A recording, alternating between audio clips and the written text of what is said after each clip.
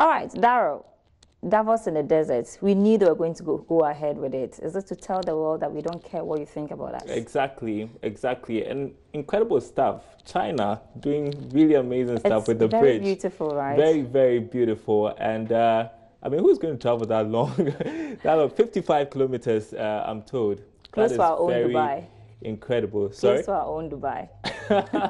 We don't want to make any comparisons, but just amazing stuff. Well, let's move on to tonight's stories. We begin from London, where the Vice President, Dr. Mahmoud Bawumia, says industry has recorded substantial growth, which is significantly propelling economic growth. Addressing some foreign investors in London, he said there is a renewed investor confidence in the Ghanaian economy, which augurs well for foreign direct investments. The Vice President is leading a high-powered government delegation to London for a two-day business summit dubbed the Ghana Investment and Opportunities Summit. The aim is to explore means to help the Ghana Beyond Aid agenda.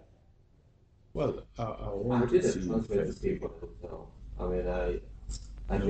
increase in UK investments in Ghana through the private sector, and also a greater role being played by the diaspora. The industry sector of our economy has seen substantial growth. The overall business environment is judged as favorable, and there is renewed investor confidence in the Ghanaian economy.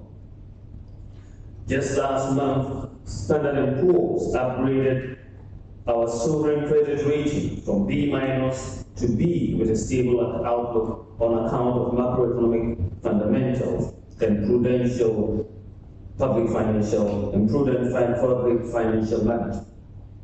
Additionally, the recently released 2017-2018 Global Competitiveness Index, measuring national competitiveness and the level of productivity, puts Ghana 3 points up at the same time, at a time where continental giants such as South Africa and Rwanda dropped 14 and 6 places respectively. There is no doubt that the new age of economic progress for Ghana is slowly emerging. For you as investors, I know that although such macroeconomic successes matter, you are equally interested in their sustainability and irreversibility.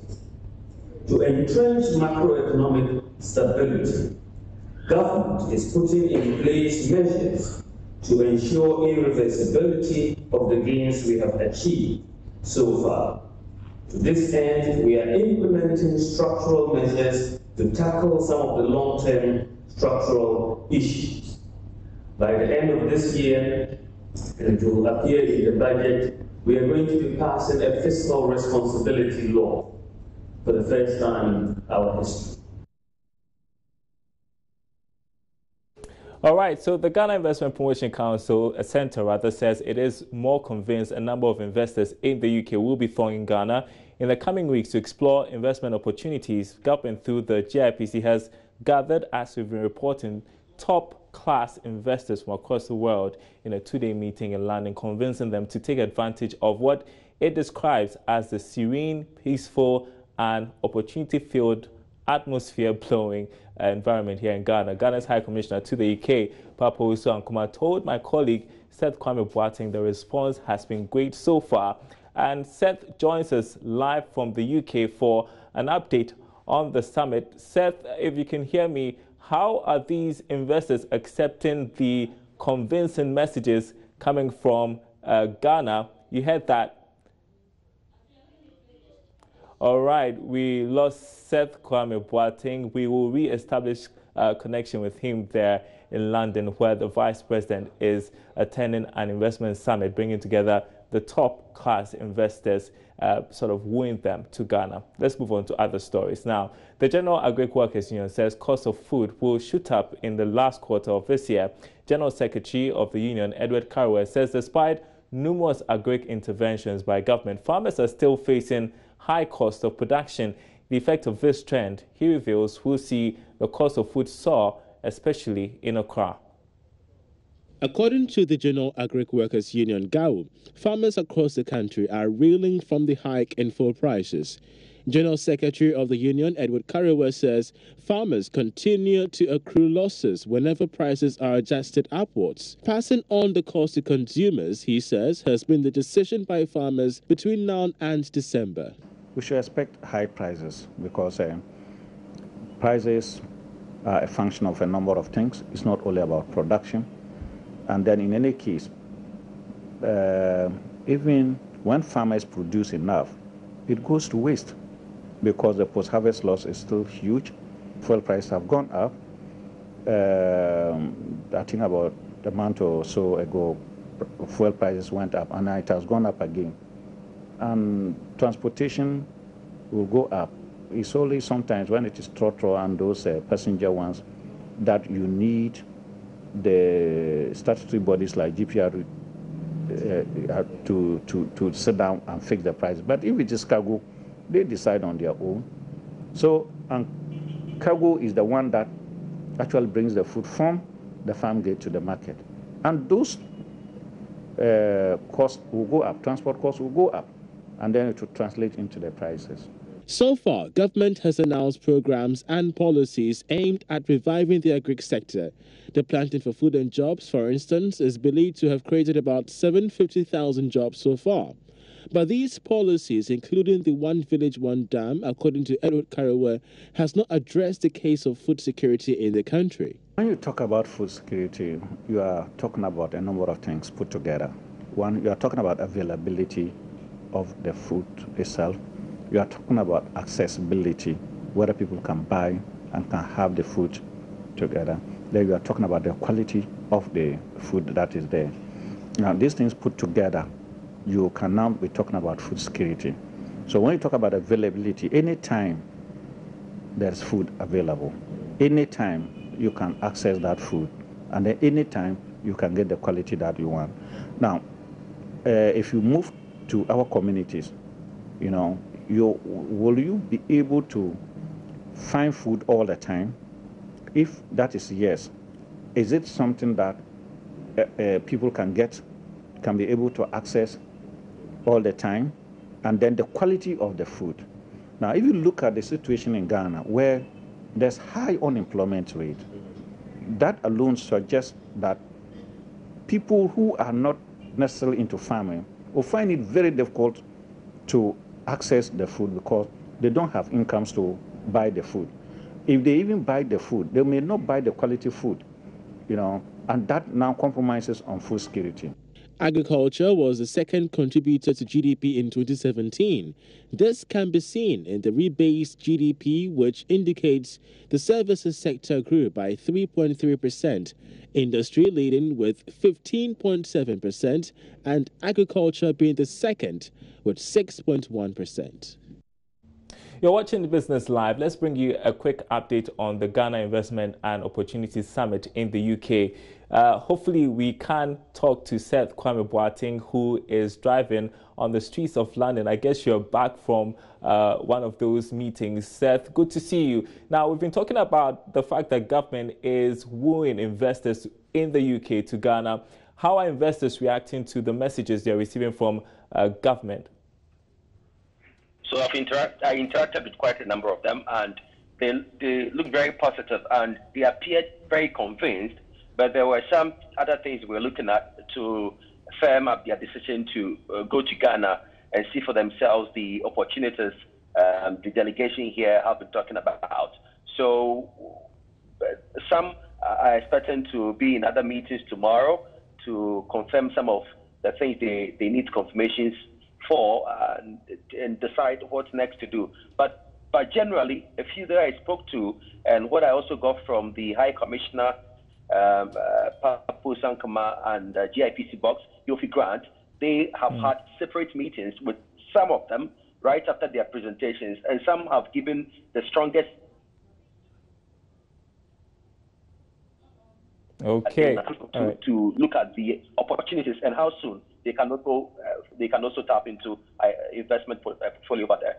All right, Seth Kwame Boateng, thanks very much indeed. We'll touch base with you subsequently for more updates. You are watching Business Live. We are taking a short break. We'll be back with more.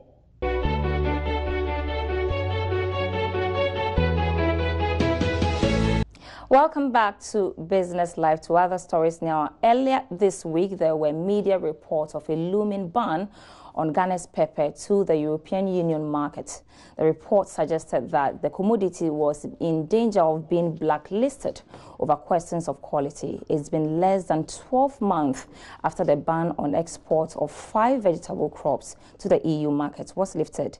So how concerned should we be as a nation that exports about 24,000 tons of pepper into the EU market annually? Joining me in studio is to explore some concern on this is Prudence Atipo, Deputy Director, Head of Plant Quarantine Division of Plant Protection and Regulatory Services Directorate of the Ministry of Food and Agriculture. That's quite a mouthful, sir. Thanks so much for joining me. Thank you. All right, so how true is the report that we are likely to be banned from exporting pepper onto the EU market? I emphatically say that it's not true that we have a looming ban on pepper export to the European market. And I wish to take this opportunity to allay the fears of farmers and exporters that it's not true, or the issue is not true. Why do you say it's not true? Because there should be some concerns out there to be able to have a report that suggests that there is a looming danger. Or personally, let's see, how much pepper are we exporting into the international market first before we tackle that? Okay, let me say that the EU is concerned about issues of pest interceptions. And in August, on pepper alone, we only had 1 interception. Is it locally or internationally? That is internationally. Internationally. Yes, they only intercepted only 1 insect, which is the Tomatotobia lucritata, which is the false codling moth, which they intercepted on pepper.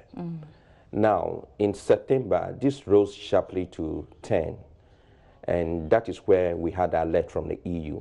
And this alert is only an indication telling member countries that you have to do something about your export. That is how come some people think that there is a looming ban on pepper. So it's not true. How are we faring in terms of exportation of our vegetables into the EU market? Bearing in mind that we were banned for similar concerns, quality was an issue for us. So how have we been able to increase exportation after the ban was lifted? We have not been able to increase the exportation of the quantities yet, because farmers are yet to grasp with the protocols we have given them to follow. And what are some of the protocols? The protocols are that they are supposed to make sure that they go through farm sanitation very well. They go through good agricultural practices. At any point, some point in time, they are supposed to set traps for the particular pest in question for each of the products on the farms. And if they follow these roadmaps very well, the pest incidence or pests will reduce on the crops. There should be monitoring to be able to ensure that we control this. Are we doing the monitoring well? We have given the farmers enough education on what to do. We've given them 3-pronged things they are supposed to do. That is, the first one is about that is prevention.